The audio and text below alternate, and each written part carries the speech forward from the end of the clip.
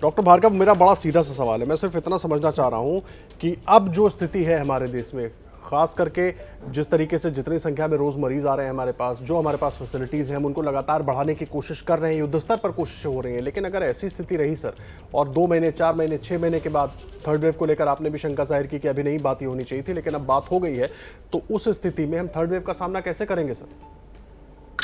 देखिए सर, 135 करोड़ की जनसंख्या है। सिंपल सी बात है, जब ऑडिट होगा इन सब का तो मैं आज आपके चैनल से बोलूंगा कि हम इसमें से 60 से 70% लोगों को बचा सकते थे अगर हमारे पास बेड और ऑक्सीजन होती तो। 135 करोड़ में 1 लाख केसेज आए, 5 लाख केसेज आए, 10 लाख केसेज आए, कोई भी सेक्टर हो, अमेरिका हो, इटली हो, यूके हो, इतने बड़े नंबर्स को केटर नहीं कर सकता। तो बहुत सारे पब्लिक हेल्थ स्पेशलिस्ट बहुत बार ये बोलते हैं prevention is better than cure. अगर आपको थर्ड वेव बचानी है तो बहुत सिंपल रास्ता है, वो है ट्रीटमेंट का रास्ता नहीं है, वो रास्ता है प्रिवेंशन का, जिसका मतलब है वैक्सीनेशन। आप रोज 1 करोड़ वैक्सीन लगाइए, वैक्सीन पे रिसर्च बढ़ाइए, वैक्सीन के नंबर बढ़ाइए, वैक्सीन का दायरा बढ़ाइए। कनाडा ने कल 12 साल से ऊपर के सारे बच्चों को वैक्सीन देने का प्रोग्राम बना लिया। अमेरिका में 18 साल से 16 साल से ऊपर लोगों को, बच्चों को वैक्सीन लग के स्कूल खुलने की तैयारी हो रही है। अमेरिका में 55 से 60% जनता को वैक्सीनेशन लग चुकी है और वो मास्क, आउटडोर में मास्क हटाने की प्रक्रिया चालू कर रहे हैं। तो इसका मतलब ये है कि अगर हम अभी भी अपना कमर कस लें तो हम थर्ड वेव को बचा सकते हैं। ये ऑक्सीजन, वेंटिलेटर्स, बिल्डिंग्स, ये आप कितने भी बना लीजिए, हो सकता है ये 4 लाख के लिए आज काफी हो जाए, पर जब 8 लाख केसेस आएंगे तब क्या करेंगे? तो हमारे को कर्व के पीछे नहीं रहना। We are always behind the curve, we are chasing the virus, we have to be in front of the virus. तो आप तीसरी वेव की बात करें तो बहुत सिंपल तरीका, वैक्सीनेशन, वैक्सीनेशन, वैक्सीनेशन। और आपका कवच जो है, करंट की तरह जो आपका कवच है वो मास्क है। 3500 वेरिएंट आ जाए, 6000 वेरिएंट आ जाए, क्या ये कोई वेरिएंट ऐसा है कि जो आपके N95 मास्क के डबल मास्क को चीर के अंदर जा रहा है?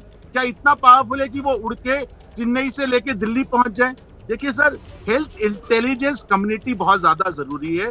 हमारे को एक कोविड टास्क फोर्स जैसे अमेरिका में एंथनी फॉसी के निर्देशन में चलती है, साइंटिफिक होती है, जो डेटा पे बिलीव करती है, उसके अंतर्गत हमको चलाना चाहिए। हम 135 करोड़ की जनसंख्या को सेफ तब रख सकते हैं जब हमारे पास ट्रांसपेरेंटली डेटा होगा, हमारे पास डेटा पे एक्शन होगा, तभी हम ये थर्ड वेव, फोर्थ वेव को बचा पाएंगे। देखिए, इस समय थर्ड वेव की बात करने की आवश्यकता नहीं है। जरूरत इस बात की है कि थर्ड वेव कैसे ना आए। आज आप बोल रहे हैं कि थर्ड वेव आएगी, मैं कह रहा हूँ थर्ड वेव नहीं आएगी। आप मास्क पहन के रखिए, आप वैक्सीनेशन करिए, आप वैक्सीनेशन को मास वैक्सीनेशन करिए, 60% जनता को अगस्त तक वैक्सीन लगा दीजिए। अपने सारे रिसोर्सेज आज मरीजों की जान बचाने में लगाइए और साथ में वैक्सीनेशन पे लगाइए, तो लोग आज बच जाएंगे।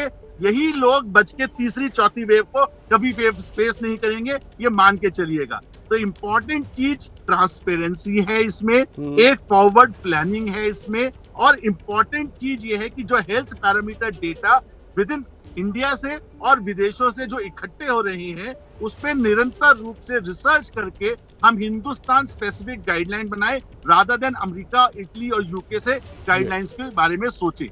वैक्सीनेशन बढ़ाइए, वैक्सीनेशन बढ़ाइए।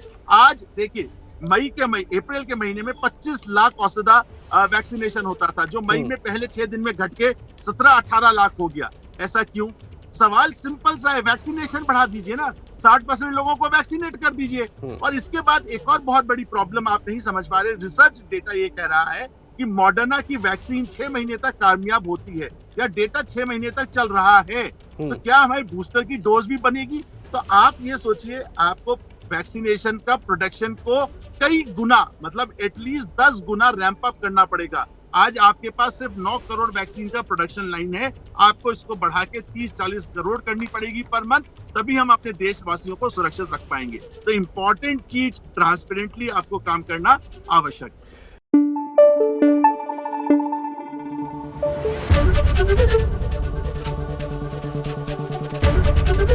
एबीपी न्यूज आपको रखे आगे।